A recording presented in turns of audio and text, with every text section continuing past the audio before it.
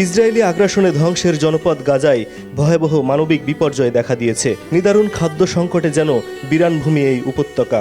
শিশুদের ক্ষুধার্ত মুখ, অপুষ্টিতে ভোগা জীর্ণ শীর্ণ শরীর যেন ধিক্কার দিচ্ছে কথিত সভ্য পৃথিবীকে। জাতিসংঘ স্পষ্ট করে বলেছে, গাজার প্রায় 20 লাখের বেশি মানুষ বর্তমানে চরম খাদ্য সংকটে আছে। প্রতি 3 জনের একজন দিনের পর দিন না খেয়ে থাকছে। যারা এই ক্ষুধার কারণে মারা যাচ্ছে তাদের 80%ই শিশু।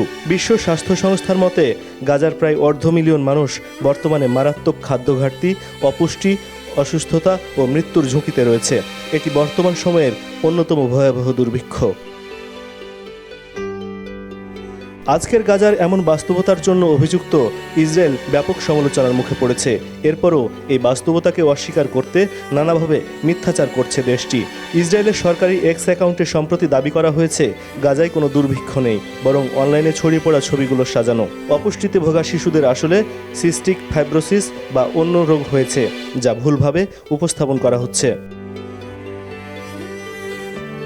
ইসরায়েলি প্রচারণা বলছে অধিকাংশই হচ্ছে স্বাভাবিক মৃত্যু, আর নয়তো মারা যাচ্ছে অনিয়ন্ত্রিত রোগের কারণে। কিন্তু গাজার চিকিৎসকরা বলছেন অনিয়ন্ত্রিত রোগের সঙ্গে অপুষ্টি ও চিকিৎসা ঘাটতির সরাসরি সম্পর্ক আছে, যা ইসরায়েলি অবরোধের ফলে আরও ভয়াবহ হয়েছে।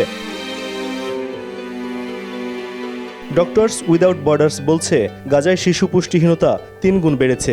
এমনকি চিকিৎসকরাও স্বাভাবিকভাবে কাজ করতে পারছেন না, কারণ তারা নিজেরাও পুষ্টিহীনতায় ভুগছেন। ইসরায়েলের প্রধান মিত্র মার্কিন প্রেসিডেন্ট ডোনাল্ড ট্রাম্প পর্যন্ত স্বীকার করেছেন গাজায় সত্যিকারের দুর্ভিক্ষ চলছে। বিশ্বের নানা প্রান্তের ইহুদি সংগঠন, আন্তর্জাতিক মানবাধিকার সংস্থা, এমনকি ইউনিসেফ পর্যন্ত এই অবরোধ এবং ক্ষুধাকে যুদ্ধের অস্ত্র হিসেবে ব্যবহারের বিপক্ষে অবস্থান নিয়েছে। ইউনিসেফের মুখপাত্র বলেছেন, অপুষ্টি শিশুদের রোগ প্রতিরোধের ক্ষমতা দ্রুত কমিয়ে দেয়, ফলে সাধারণ অসুখী হয়ে ওঠে প্রাণঘাতী। অপুষ্টিতে আক্রান্ত যেসব ছবি ছড়িয়েছে তা স্পষ্টভাবে দেখায় এসব শিশু ক্ষুধার শিকার, দীর্ঘমেয়াদী রোগের নয়। একদিকে আন্তর্জাতিক সংস্থাগুলোর বাস্তবতা তুলে ধরার চেষ্টা, অন্যদিকে ইসরায়েলের প্রোপাগান্ডায় আড়াল হতে যাচ্ছে অনাহারে জীর্ণ শীর্ণ শিশুর কঙ্কালসার শরীর, কান্না শুকিয়ে যাওয়া মায়েদের নীরবতার বিভৎসতা।